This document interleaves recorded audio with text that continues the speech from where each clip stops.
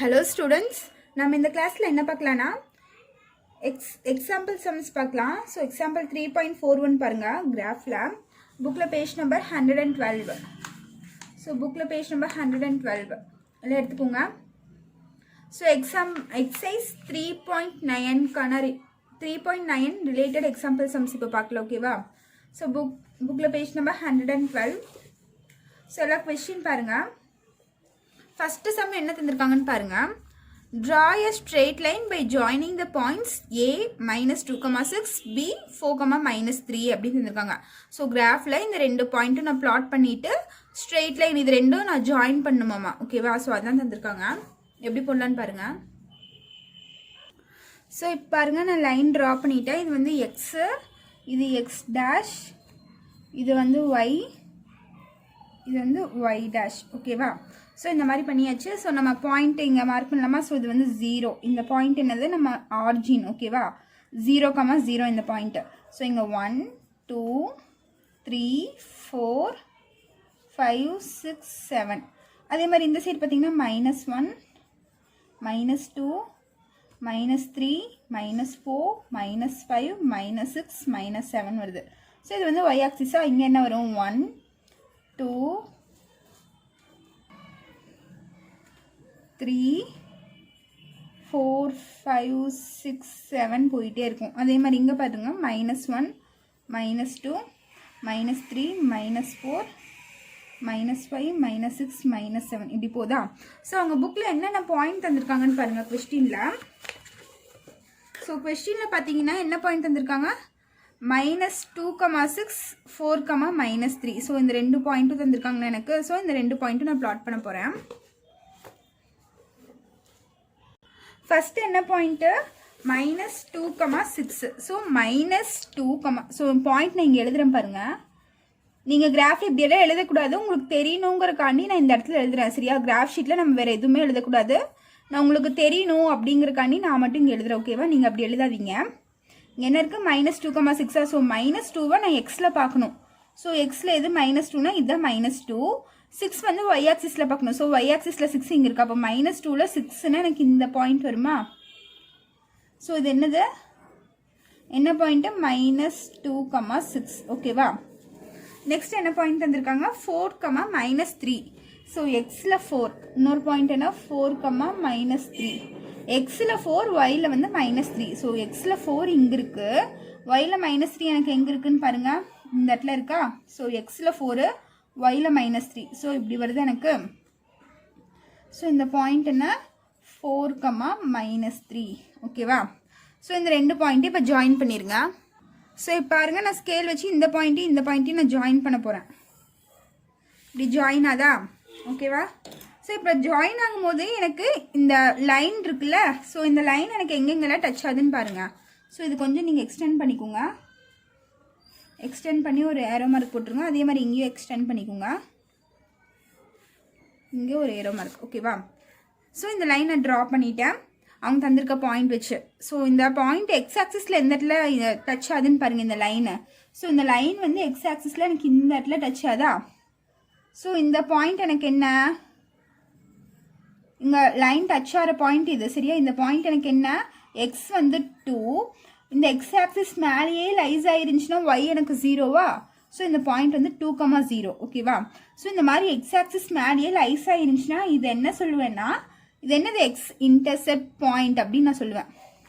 என்னது இது? இங்கே எழுதுறேன், எக்ஸ் இன்டர்செப்ட் பாயிண்ட். ஓகேவா? புரிஞ்சுதா? இந்த லைன் எக்ஸ் ஆக்சிஸில் எங்கே டச் ஆகுதோ அது வந்து என்ன பாயிண்ட்டு நீங்கள் நோட் பண்ணணும். இது என்னது? 2ல் டச் ஆயிருக்கு. ஸோ 2, ஒய் பார்த்தீங்கன்னா இந்த இடத்துல எனக்கு 0. ஸோ 2,0.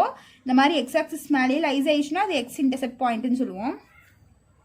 அதே மாதிரி இந்த லைன் வந்து ஒய் ஆக்சிஸில் எங்கே டச் ஆகுதுன்னு பார்த்தீங்கன்னா இந்த இடத்துல எனக்கு டச் ஆகுது. ஒய் ஆக்சிஸில் இந்த லைனு இந்த இடத்துல டச் ஆகுது. ஓகேவா? ஸோ அப்போ இந்த பாயிண்ட் எனக்கு என்ன? ஒயில் 3 இருக்குது, ஒய் ஆக்சிஸ் மேலேயே லைஸ் ஆகிருக்குனால எனக்கு எக்ஸ் 0வாக இருக்கும். ஸோ 0, ஒய் என்ன பாயிண்ட் இருக்குது? 3. ஸோ 0,3. இந்த மாதிரி ஒய் ஆக்சிஸ் மேலேயே இருந்துச்சுன்னா நான் இது என்ன சொல்லுவேன்? ஒய் இன்டர்செப்ட் பாயிண்ட் அப்படின்னு சொல்லுவோம். ஓகேவா? ஸோ இப்போ நம்ம கிராஃப் கம்ப்ளீட் பண்ணியாச்சு. நெக்ஸ்ட் என்ன பண்ணணும்? ஸ்கேல் எழுதணும்னு சொல்லியிருக்கேன்னா, so scale x axis 1 centimetre is equal to, இது எல்லாமே நான் சொல்லியிருக்கேன், இதெல்லாம் 1 சென்டிமீட்டர். இந்த 2 லைனுக்கு உள்ள டிஃப்ரென்ஸ் என்ன 1 சென்டிமீட்டர். ஓகேவா?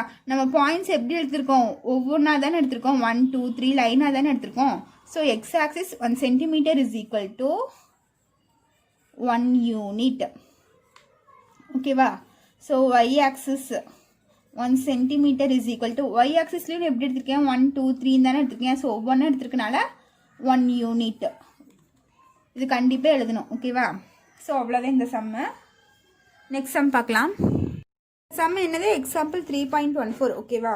ஸோ நெக்ஸ்ட் சம் பாருங்கள், எக்ஸாம்பிள் 3.42 பாருங்கள். புக்கில் பேஜ் நம்பர் 113 இருக்குது. ஸோ பாருங்கள் இந்த sum. Draw straight lines by joining the points A 2,5, B -5, -2, M வந்து -5,4, N வந்து 1, -2 and also find the point of intersection அப்படின்னு கேட்டிருக்காங்க. ஸோ பாயிண்ட் ஆஃப் இன்டர்செக்ஷன்லேயும் இந்த கிராஃபுக்கு கண்டுபிடிக்கணும். ஓகேவா? ஸோ இந்த கிராஃப் எப்படி போடலான்னு பாருங்கள். ஸோ இப்போ நான் லைன்ஸ் ட்ரா பண்ணியிருக்கேன். இது எக்ஸு, இது எக்ஸ் டேஷு, இது ஒய், இது ஒய் டேஷ். ஓகேவா? ஸோ புரிஞ்சுதா? ஸோ இப்போ இங்கே என்னென்ன பாயிண்ட்ஸ் இருக்குதுன்னு பாருங்கள்.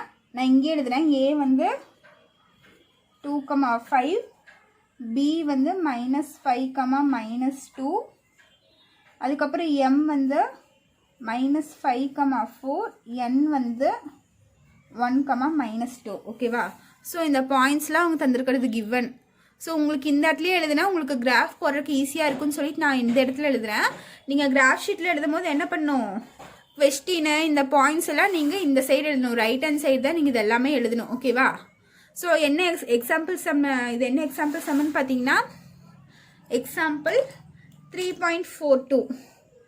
So example some 3.42. ஓகேவா? ஸோ இது என்னோட எக்ஸாம்பிள் சம்மு. நீங்கள் எல்லாம் இந்த இடத்துல எழுதணும். கொஷின்னா நீங்கள் இந்த இடத்துல தான் நீங்கள் எழுதணும். ஓகேவா? ஸோ உங்களுக்கு ஈஸியாக இருக்குங்கிறக்காண்டி நான் இந்த இடத்துல நான் எழுதிக்கிறேன். நீங்களும் இந்த மாதிரி எழுதாதீங்க. ஸோ இப்போ பாயிண்ட்ஸ் நம்ம பிளாட் பண்ணலாமா? ஸோ இது என்னது, நம்மளோட ஆரிஜின் 0,0 இது. ஸோ இது 1 2 3 4 5 6 7. இது வந்து -1 -2 -3 -4 -5 -6 -7. இது வந்து 1 2 3 4 5 6 7 8. இது -1 -2 -3 -4 -5 -6 -7 -8. ஓகேவா? ஸோ இந்த மாதிரி பாயிண்ட்ஸ் எழுதிட்டேன். இப்போ அவங்க என்ன தந்திருக்காங்கன்னு பாருங்கள். 2,5 தந்திருக்காங்களா? ஏ என்னது 2,5. ஸோ 2,5 எனக்கு எங்கே இருக்கும், எக்ஸில் 2 ஒயில் 5 பார்க்கணும். ஸோ எக்ஸில் பார்த்தீங்கன்னா 2 இங்கே இருக்குது, ஒயில் பாருங்கள், ஒயில் 5 எங்கேன்னு பாருங்கள், 2ல் 5 எங்கே இருக்குன்னு பாருங்கள், இந்த இடத்துல வருது எனக்கு. ஸோ இது என்ன பாயிண்ட்டு, ஏ 2,5. ஓகேவா? நெக்ஸ்ட் பி என்னது -5, -2. ஸோ எக்ஸில் -5, இதில் வந்து 2, ஒயில் வந்து -2. ஸோ எக்ஸில் -5னா எனக்கு இங்கே இருக்குது, ஒயில் -2னா எனக்கு இந்த இடத்துல இருக்குது. ஓகேவா? ஸோ பி என்னது -5, -2. ஸோ இப்போ என்ன பண்ணணும், இந்த 2 லைனும் நான் ஜாயின் பண்ணணும். அது கடைசியில் நம்ம ஜாயின் பண்ணிக்கலாம், இல்லைன்னா இப்படி ஜாயின் பண்ணிடுங்க. ஏபின்னு எடுத்துட்டோமா? ஸோ இது ரெண்டும் நான் ஜாயின் பண்ணிக்கிறேன். ஸோ பாருங்கள் இப்படி வருது எனக்கு. ஸோ லைன் இப்படியெல்லாம் போகக்கூடாது, நீட்டாக போட்டுக்கோங்க. ஸோ ஏபி 2 பாயிண்ட் பிளாட் பண்ணி நான் ஜாயின் பண்ணிட்டேன். நெக்ஸ்ட் எம் என்ன தந்திருக்காங்க, -5, 4. எக்ஸில் -5, ஒயில் 4. ஸோ எக்ஸில் -5னா எங்கே இருக்குது, ஒயில் 4னா எனக்கு எங்கே இருக்குதுன்னு பாருங்கள், இந்த இடத்துல வருதா 4. ஸோ -5ல் 4. ஓகேவா? ஸோ எம் வந்து -5, 4. n வந்து 1, -2. ஸோ 1, -2னா எக்ஸில் வந்து 1, ஒயில் வந்து -2. ஸோ எக்ஸில் 1 இங்கே இருக்குது, -2 வந்து இந்த இடத்துல வருது எனக்கு. ஸோ இந்த லைன் வருது, இது என்ன பாயிண்ட்டு, n 1, -2. ஓகேவா? ஸோ இப்போ நான் இந்த 2 லைனும் நான் ஜாயின் பண்ண போகிறேன். ஸோ ஜாயின் பண்ண எப்படி வருதுன்னு பாருங்கள். ஸோ கரெக்டாக வருதா?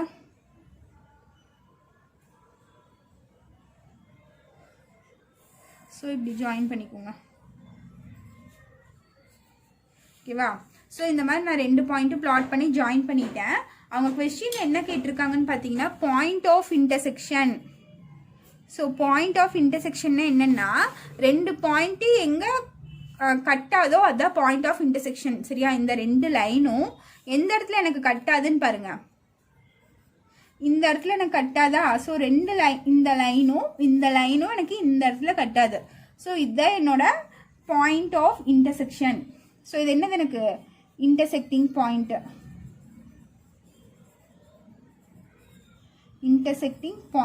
ஓகேவா? ஸோ இந்த பாயிண்ட் தான் என்னோட இன்டர்செக்டிங் பாயிண்ட்டு.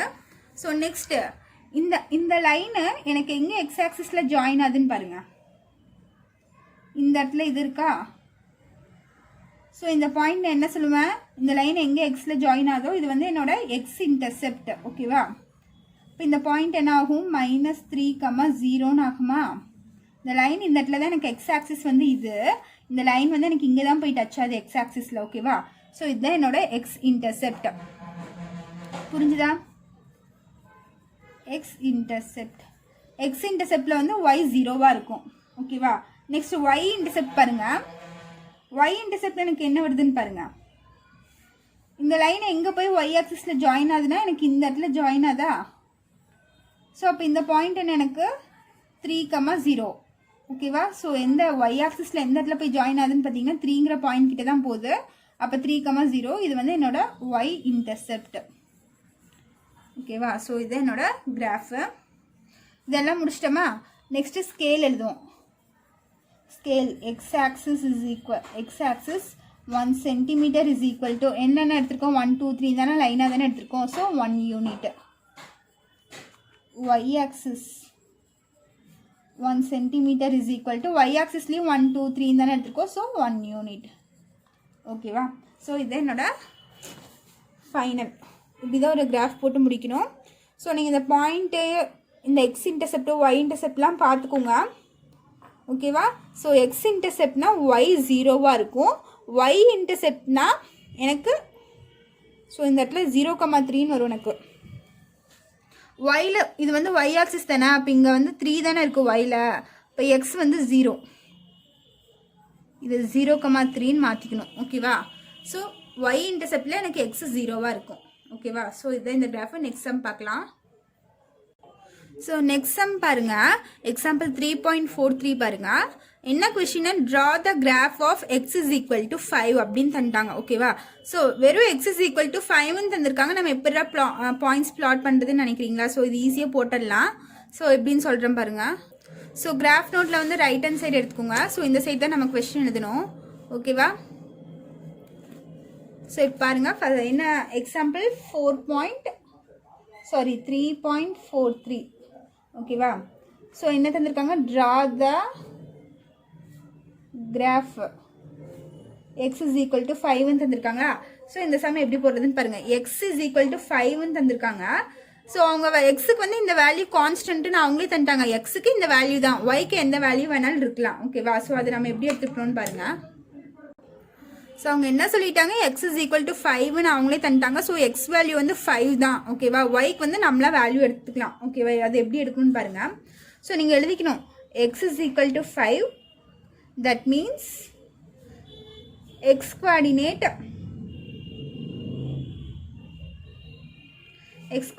Is always 5. ஓகேவா? ஸோ எக்ஸ் கோஆர்டினேட் என்னவாக தான் இருக்கும்? 5ஆக தான் இருக்கும். ஒய்க்கு வந்து நம்ம என்ன வேல்யூ வேணாலும் எடுத்துக்கலாம். ஸோ ஒரு 5 வேல்யூஸ் மட்டும் நம்ம எடுத்துக்க போகிறோம். ஸோ எக்ஸ் வந்து 5ன்னு எனக்கு தெரிஞ்சிருச்சு. ஸோ 5 5 5 5 5. ஸோ ஒரு 5 பாயிண்ட் வர மாதிரி நான் 5 போட்டிருக்கேன். எக்ஸ் வந்து 5ங்கிறதுனால எக்ஸ்க்கெல்லாம் 5. சரியா? இது நீங்கள் 1 2 3 4 5 எடுத்துருக்கேன்னா நீங்கள் இது 6 இன்னொரு 5 கூட ஆட் பண்ணிக்கலாம், இல்லைன்னா 7 கூட எடுத்துக்கலாம்.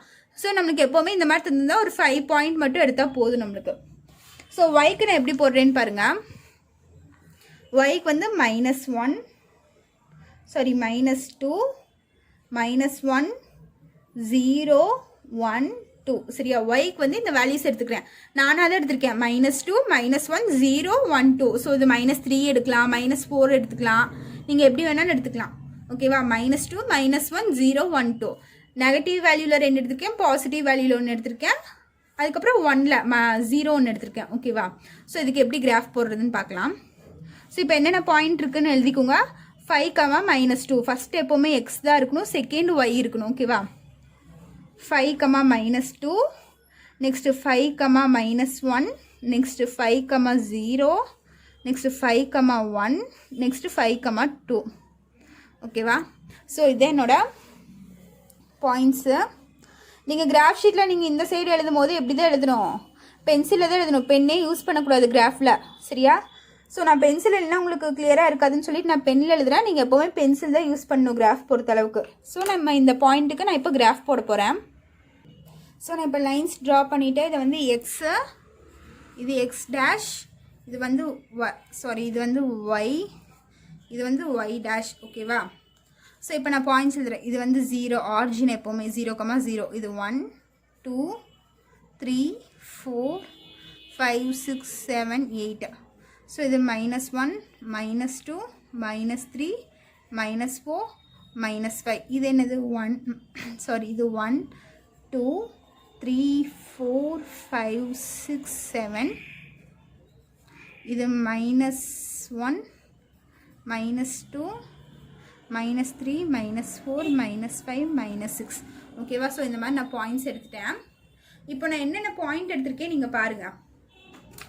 ஸோ நான் இந்த சைடு எழுதி வச்சுருக்கேன்ல, என்னென்ன பாயிண்ட் எடுத்திருக்கேன். 5, -2வா ஃபஸ்ட்டு, 5, -2 5, -1. ஸோ அதுக்கு நான் ப்ளாட் பண்ண போகிறேன். இப்போது பார்த்தீங்கன்னா 5, -1 -2 ஃபஸ்ட்டு. ஸோ எக்ஸில் வந்து 5, ஒயில் வந்து -2. ஸோ இந்த இடத்துல வருது. இது என்னது 5, -2. நெக்ஸ்ட் என்ன பாயிண்ட்டு 5, -1. ஸோ எக்ஸில் வந்து 5, ஒயில் வந்து -1. ஸோ எக்ஸில் 5, ஒயில் -1 இந்த பாயிண்ட் வருது எனக்கு. ஸோ இது என்னது 5, -1. நெக்ஸ்ட் என்ன பாயிண்ட்டு 5, 0வா? ஸோ 5, 0ன்னு எனக்கு என்ன, எக்ஸில் 5, ஒய் வந்து எனக்கு 0. ஸோ எக்ஸில் 5, ஒய் 0னா எனக்கு அந்த பாயிண்ட் எக்ஸ் ஆக்சிஸ் மேலேயே இருக்கும். ஸோ 5னா எனக்கு இதுதான், இது வந்து 5, 0. ஸோ எக்ஸில் வந்து 5, ஒய் வந்து எனக்கு இந்த இடத்துல 0வாக இருக்கும். நெக்ஸ்ட் என்ன பாயிண்ட்டு 5, 1 5, 2. ஸோ 5, 1னா எக்ஸில் வந்து 5, ஒயில் வந்து 1. அப்போ இங்கே வருமா 5, 1, அதுக்கப்புறம் 5, 2. எக்ஸில் 5, ஒயில் 2. ஸோ இது வந்து 5, 2. ஓகேவா? ஸோ இப்படி தான் என்னோடய பாயிண்ட்ஸ் வருது. நீங்கள் இது கிட்ட இருக்குன்னா நீங்கள் ஒவ்வொரு பாயிண்ட் விட்டு விட்டு கூட எடுத்துக்கலாம். -2 எடுத்தீங்க, அதுக்கப்புறம் 0 எடுத்துக்கோங்க, அதுக்கப்புறம் 2 எடுத்துக்கோங்க, 4 எடுத்துக்கோங்க. நம்ம எப்படி வேணாலும் எடுத்துக்கலாம். ஒய்க்கு வேல்யூ நம்ம இஷ்டம் தான். ஓகேவா? ஸோ நான் -2 -1 0 1 2ன்னு எடுத்திருக்கேன். ஸோ இப்போ என்ன பண்ணலாம், இந்த லைன் நல்லா ஜாயின் பண்ணிடுங்க. நம்மளுக்கு இது ஸ்ட்ரெயிட் லைனாக வரும். ஸோ இந்த மாதிரி ஒரு ஸ்ட்ரெயிட் லைனாக வரும். ஓகேவா? புரிஞ்சுதா? ஸோ நம்மளுக்கு எக்ஸ்லேருந்து எவ்வளோ யூனிட்ஸ் தள்ளி போயிருக்கு, 1 2 3 4 5. ஸோ 5 யூனிட்ஸ் இருக்கா? ஸோ நீங்கள் இந்த இடத்துல இப்படி ஒரு லைன் ட்ரா பண்ணி 5 யூனிட்ஸ்னு எழுதிக்கலாம். எவ்வளோ யூனிட்ஸு 5 யூனிட்ஸ். அதே மாதிரி நீங்கள் இங்கேயே எழுதிக்கலாம். 5 யூனிட்ஸ் தள்ளி தானே இருக்குது. So 5 units. ஓகேவா? ஸோ இது என்னோட கிராஃப் முடிஞ்சுதா? இப்போ கிராஃப் முடிஞ்சுதா? ஸோ நான் நெக்ஸ்ட் என்ன பண்ண போகிறேன்னா ஸ்கேல் எழுத போகிறேன். So scale x-axis is equal, x-axis 1 centimeter is equal to எவ்வளோ எடுத்திருக்கோம், 1 2 3 தானே எடுத்திருக்கோம். So 1 unit. y-axis 1 centimeter is equal to, அதே மாதிரி y-axisலையும் 1 2 3 தானே எடுத்திருக்கோம். So 1 unit. ஓகேவா? ஸோ இதே என்னோட சம்மு. ஸோ இதில் இருக்க பேலன்ஸ் சம் வந்து நம்ம நெக்ஸ்ட் கிளாஸில் பார்க்கலாம். இன்றைக்கி எடுத்து கிராஃபில் ஏதாச்சும் டவுட் இருந்துச்சுன்னா கமெண்ட் பண்ணுங்கள். அந்த சம் நான் திருப்பி எகெயின் எடுக்கிறேன். ஓகேவா? தேங்க்யூ.